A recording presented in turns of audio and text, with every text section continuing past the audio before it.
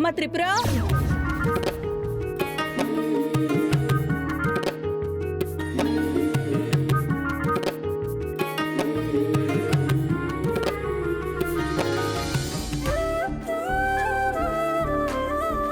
అమ్మ త్రిపుర, రేపు మా ఇంట్లో పేరెంట్ ఉందమ్మా, నువ్వు ఖచ్చితంగా రావాలి. అలాగేనండి, వస్తాను. ఈ రోజు ఎందుకో చాలా అందంగా ఉన్నావు త్రిపుర. మీరు పేరెంట్ అని పిలవడానికి వచ్చారు, పిలిచి వెళ్ళిపోండి. అంతేగాని నా సుందరికి దిష్టి పెట్టకండి. బాలగారు, అలా అనకూడదు. లేదు సుందరి, నువ్వు నన్ను ఆపుతావు గాని వాళ్ళు చూడు నీ వంక ఎలా చూస్తున్నారో. ఏం బాలా, మీ ఆవిడకి మేము దిష్టి పెడతామా? అవును, నా సుందరికి ఎంత దిష్టి తగులుతుందో. సుందరి నువ్వు ఉండు, ఇప్పుడు బాలగారు, సరేనమ్మా, మేము వెళ్ళొస్తాం. మీరేమనుకోకండి. బాలా గురించి మాకు తెలీదా? పర్లేదమ్మా, వస్తామమ్మా.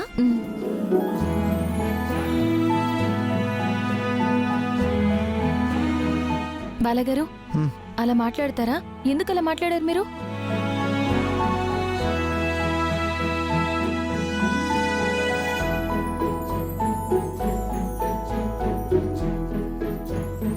ఇప్పుడు ఎవరు దిష్టి పెట్టినా నీకు దిష్టి తగలదు.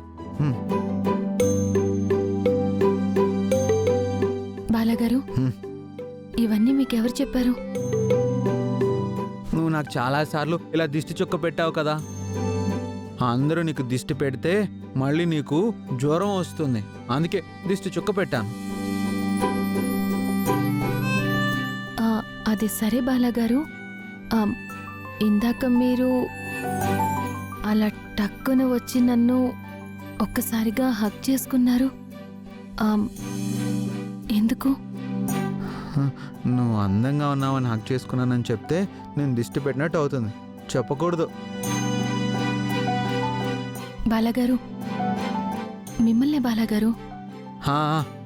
ఏం లేదు సుందరి, ఊరికి అలా హక్ చేసుకున్నాను. నాకు చిన్న పని ఉంది, వస్తాను. బాలగారు, ఒక్క నిమిషం. లేదు లేదు, ఇప్పుడే వస్తాను. బాలగారు, బాలగారు.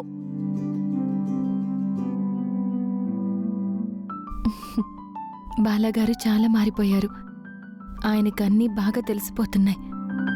ఇలాగే ఆయన అన్నీ అర్థం చేసుకుంటూ మారుతూ వస్తే త్వరలోనే ఆయన మామూలు మనిషి అయిపోతారు.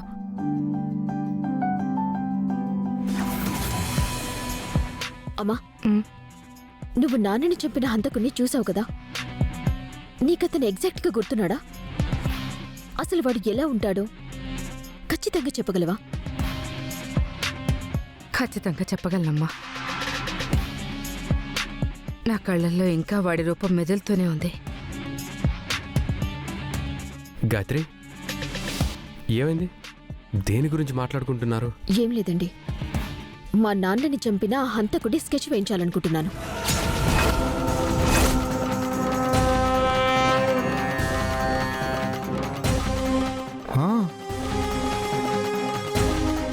ఏంటి పెద్దమ్మా, స్కెచ్ వేస్తున్నావా? నిజంగా నీకతను గుర్తున్నాడా? గుర్తున్నాడమ్మా. ఈ జన్మలో వాడిని మర్చిపోలేను. నా పసుపు కుంకుమలు తీసుకువెళ్ళిపోయిన వాణ్ణి అంత తేలిగ్గా ఎలా మర్చిపోతాను? ఆ స్కెచ్ ఆర్టిస్ట్ వచ్చి అత్తయ్య చెప్పినట్టు అన్నయ్య స్కెచ్ వేస్తే నిజం అందరికీ తెలిసిపోతుందేమో.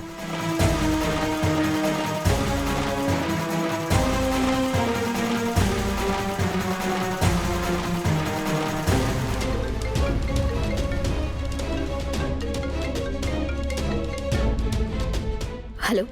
మేడం. సార్ ఎక్కడున్నారు? మీకోసం వెయిట్ చేస్తున్నాం. దగ్గరలోనే ఉన్నాను మేడం. త్వరగా వచ్చేయండి. వచ్చేస్తున్నాను మేడం. అమ్మా, ఇంకొద్దిసేపట్లో నాన్నని చంపిన వ్యక్తి ఎలా ఉంటాడో మనమందరం చూడబోతున్నాం. గంగా, వాడి రూపమే గనక తెలిస్తే వాడసలు వదిలిపెట్టద్దు. వాడెలాంటి వాడైనా సరే వాడికి శిక్ష పడాల్సిందే. ఏంటో నీ పిచ్చి గాని, స్కెచ్ ఆర్టిస్ట్ వచ్చి స్కెచ్ వేసేస్తేనే దొంగ దొరికిపోతాడా? వాడు ఎక్కడున్నాడో ఏంటో. లేదు మావయ్య గారు, అసలు వాడు ఎలా ఉంటాడో తెలిస్తే తర్వాత వాణ్ణి వెతకటానికి ఎలాంటి ప్రయత్నమైనా చేయొచ్చు. అవసరమైతే పోలీసుల సపోర్ట్ కూడా తీసుకోవచ్చు.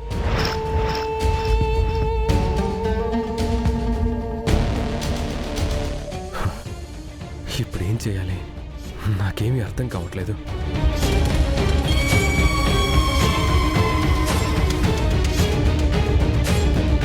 అనంత ఏంటి అంత టెన్షన్ పడుతున్నాడు?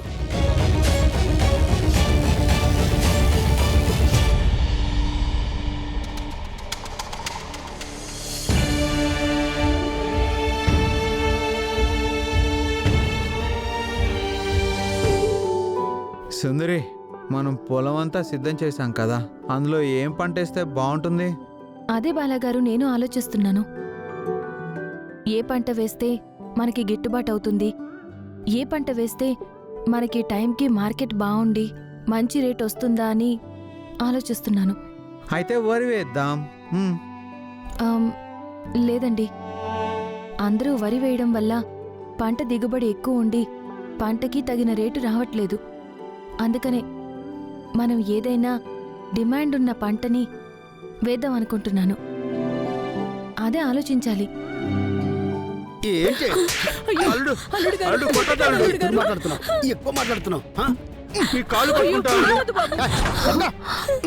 అమ్మో, అల్లుడు అల్లుడు, మీ కాలు పట్టుకుంటాను అల్లుడు. నా బిడ్డను పట్టుకోవడం కాదు, నేను అడిగిన కట్నం తెచ్చిస్తేనే మీ అమ్మాయిని నా ఇంటికి తీసుకెళ్తా, లేకపోతే ఇక్కడే వదిలేసి వెళ్ళి ఇంకో పెళ్లి చేసుకుంటా. అల్లుడు, సుందరి పద.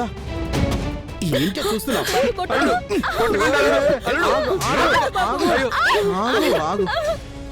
ఎందుకు కొడుతున్నాడు? అమ్మ త్రిపుర, ఇతను మా అల్లుడమ్మా.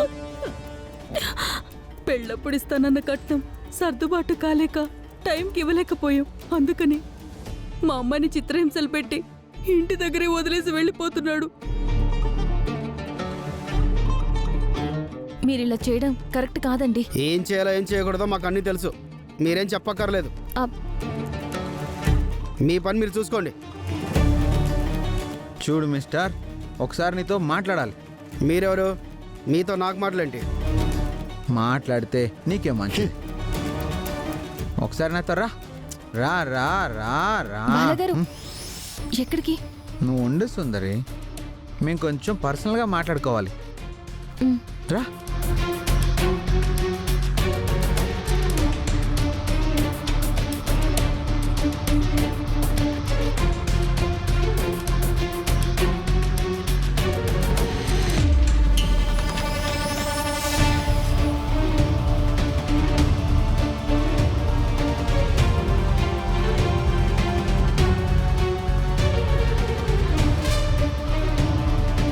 అర్థమైందా? అర్థమైంది.